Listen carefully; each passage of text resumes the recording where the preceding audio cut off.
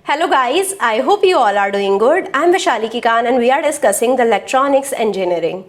Today in this video we are going to talk about the diode capacitance. We have already discussed about the diode resistance, right? I hope you all have seen the static and the dynamic resistance. We also have talked about the diode biasing. We have talked about the forward and the reverse biasing and the introduction to the diode as well. So if you have still not watched the previous videos, it is highly recommended that you go back, watch them first and then come to this video.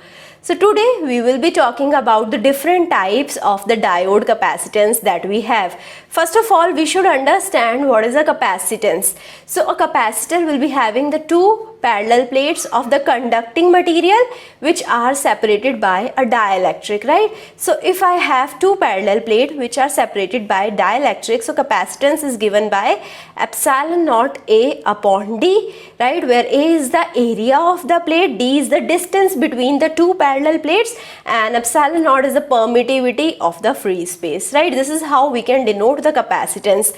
Now in the diode we have two types of capacitance depending upon the biasing. In the forward biasing we have the diffusion or the storage capacitance which is represented by CD, right? But in the reverse bias we have the transition capacitance, or which is also known as the depletion layer capacitance, and it is represented by CT. Right, so we have two types of capacitances, CD and CT. We are going to talk about both of them, right? So first of all, we are starting our discussion with the depletion layer capacitance, or which is also known as the transition capacitance, which is represented by CT.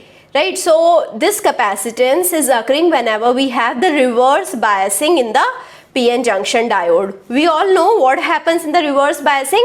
We have the large depletion layer, and in the depletion layer we have the immobile ions, right? In the P type of region we have the negative immobile ions, and in the N type of region we have positive immobile ions.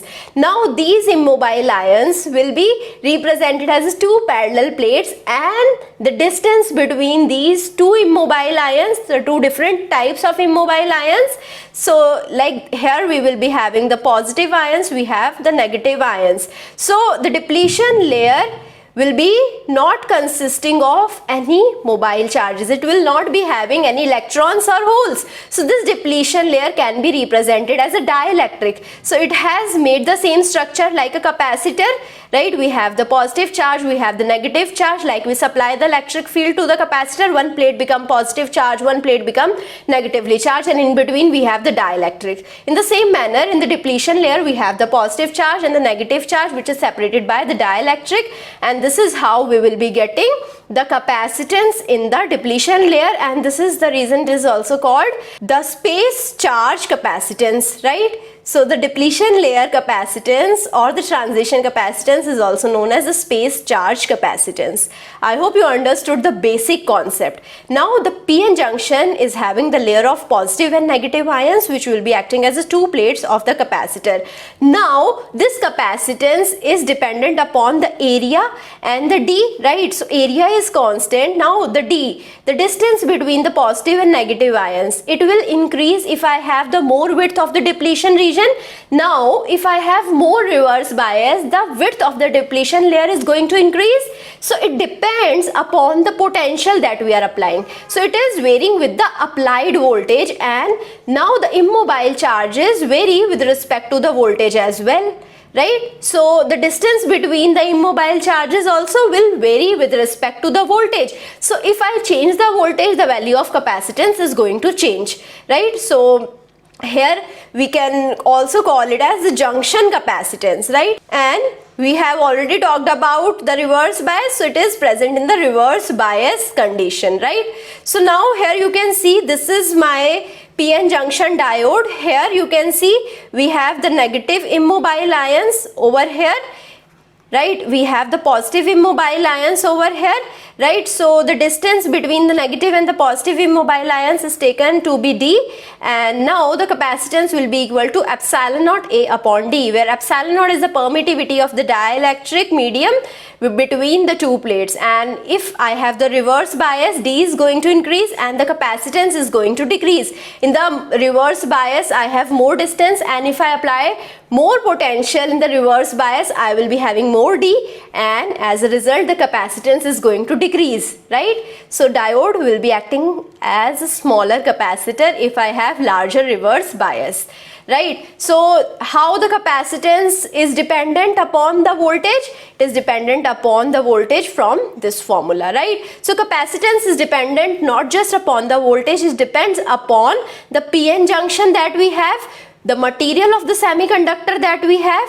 It depends upon the magnitude of the applied reverse voltage also, right? So it depends upon 3 parameters, not just the voltage, right? It depends upon PN junction, semiconductor material, and the applied voltage. So CT is given as C naught upon 1 plus VR upon VT raised to power eta. This is how, if I change the applied voltage, my transition capacitance is going to change, right? So we will be having C naught, which will be the capacitance at the zero bias condition. We all know what is the zero bias condition. When we short P and N junction, we will be getting zero bias condition, right? C naught upon 1 plus VR upon VT raised to power eta. Eta is a parameter which is 1 upon 2 for step or abrupt alloy junction, right? So if I have abrupt alloy junction or the step alloy junction, then I will be having eta is equal to 1 by 2. If I have linearly graded or diffused junction, right? So in the junction, if I have the linear grading, right, the charges are linearly decreasing or increasing, so that time I will be taking eta is equal to 1 by 3. Now VR is the applied reverse bias voltage and VT is the voltage equivalent of the temperature, right? We all know how to convert the temperature into voltage. So at the given temperature, I can find out the voltage equivalent of temperature as well. And this is how we can put all of the parameters and we can find out C at a particular temperature, right? And a particular voltage, right? So it depends upon the temperature as well. So it is used for the construction of varactor or varicap. What is a varicap? Varicap is the voltage dependent capacitor. The capacitance value is going to change dependent upon the voltage. So in the reverse bias, the diode can be used as a varicap. Its capacitance is going to change if I change the voltage, right? So it is used for the construction of varactor, which is used in the FM radios of nano frequency range, right? So this is how we can use the transition capacitance as well. Now coming to the diffusion or the storage capacitance. So diffusion of the storage capacitance is occurring in the forward bias condition. So it exists in the forward bias junction and it is also known as diffusion or storage capacitance. Now why it arises? It arises due to the arrangement of minority charge carrier density, right? And now we have the CD, diffusion capacitance is very high as compared to the transition capacitance because it depends upon I. CD is equal to tau I upon eta VT, right? Now VT is the voltage equivalent of temperature. We all know this, right? I is the forward current and if I have higher forward current, I will be having higher CD. So CD is directly proportional to the forward current and this is how we will be having very high value of CD as compared to CT. Tau is the mean lifetime of the carriers, right? And eta is a constant which is 1 for germanium and 2 for silicon, and this is how we can find out the diffusion or the storage capacitance, right? So now when I have the junction suddenly converted from the forward to the reverse bias, then what would happen? My minority charge carriers would be there, so forward current reduces quickly to the 0 point value, right?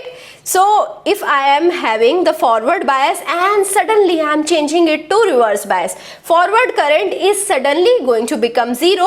Majority charge carriers are stored within the depletion region, right? And this is the property of the capacitor also. Capacitors are used to store the charge, right? So charge is the stored charge that we removed out of the space charge region, and removal will be taking the finite time. This is the property of the capacitor. If capacitor is storing the charge, it will take finite time to remove this charge, and it will be removing the charge with the help of some finite time. So the discharging will be happening in the finite time. So stored charge is going to give me the diffusion capacitance, and it is negligible for reverse bias condition.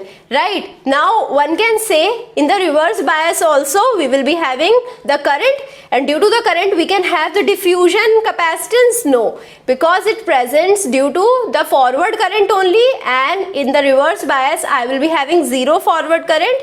In the reverse bias we will be having the negligible stored charge. Right, in the reverse bias I will be having the negligible diffusion capacitance. So I hope you understood each and everything that I have discussed in this video. If you have any doubt, you can put the doubt in the comment, and I will be trying to resolve your doubt as soon as possible. I hope you like this session. If you like it, please push the like button, subscribe to the channel, share it with your friends, and also give me your feedback. Thank you so much.